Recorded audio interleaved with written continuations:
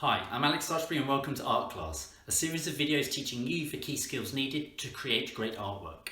Today I'm focusing on another key basic skill, and that's the box method, used to scale up images from a small phone or computer screen up onto large paper or canvas or board.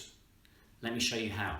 The objective is, can I scale up and draw an image accurately in proportion using the box method technique? Most papers come in what is called the A standard size, and it doesn't matter if you're working A4, A3, A2, they're all in the same aspect ratio.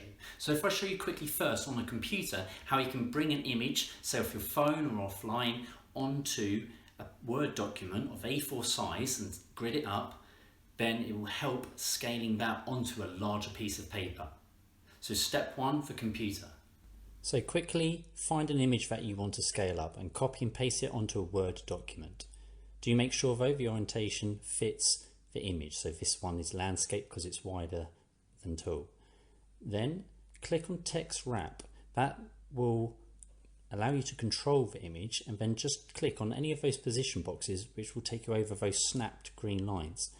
Then click on crop because you may need to narrow it slightly or shorten it at the top and bottom edges so it fits a page, because you want to get it as close to the edge as possible, although always leave a tiny little gap around the edge because most printers can't print right to the very edge of a page. Okay, so now we've got the picture filling the page as best we can. Let's scale it up onto larger paper using the box method. The box method technique is where you draw guidelines on lightly so you can rub them out at the end, and divide the page up so you can work on small individual sections at a time. So normally you can divide each side into quarters and then draw the lines across. Then draw little markers on the lines where the images or the shape of the images cross over. So in this regard you can see both pages are now gridded up in the same way, each with 16 boxes, and then I'm plotting little points where the shapes of different fruits overlap different sections, different edges of a page. You can also use estimated halfway sections on each of these lines. So you can see it's getting close to the edge of a page, or this part is crossing over the course near the middle.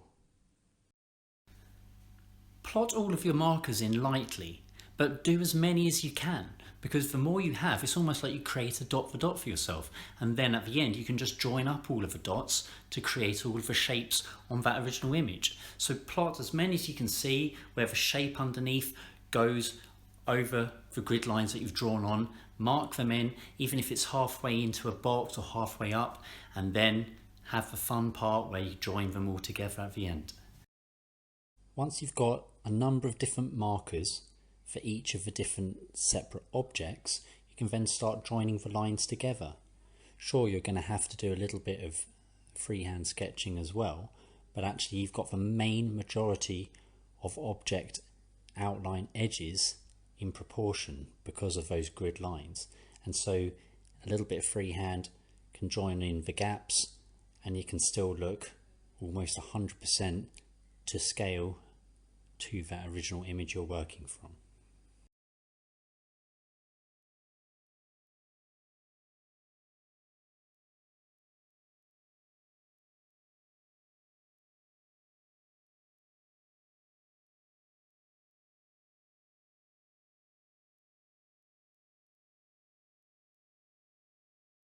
So there you have it, a whole process of gridding up using that box method, all the way from the original photo and the grid lines on, scaling it up to that larger size, and do remember, rub out those grid lines at the end. You don't want to have any lines going through your work.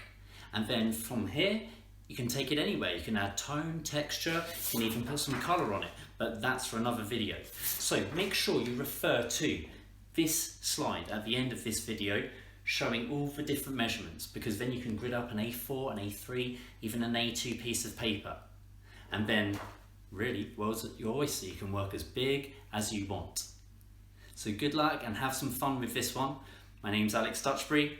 Goodbye.